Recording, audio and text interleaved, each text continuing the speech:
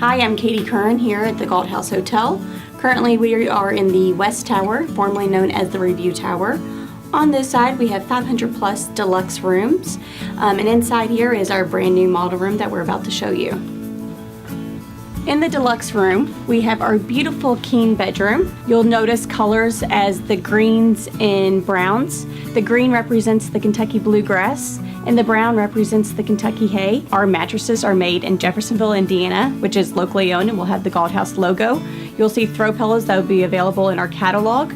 Our sofa right over here pulls out into a sleeper sofa. We have our new 55-inch TVs, and you'll see throughout the renovation that all the TVs are going to be mounted, which gives it a nice clean look. Desk drawers are all now soft close, so you can shut it as hard as you want and it won't make any sounds. In this closet right over here, we'll have all new safes, so every guest room will have a safe.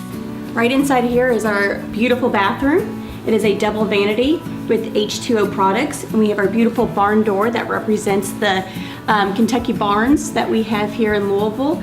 Beautiful tile throughout, brand new fixtures as well, and on this side it's all silver, and when you go see our East Tower you'll notice all the bronze and golds on the other side for the fixtures.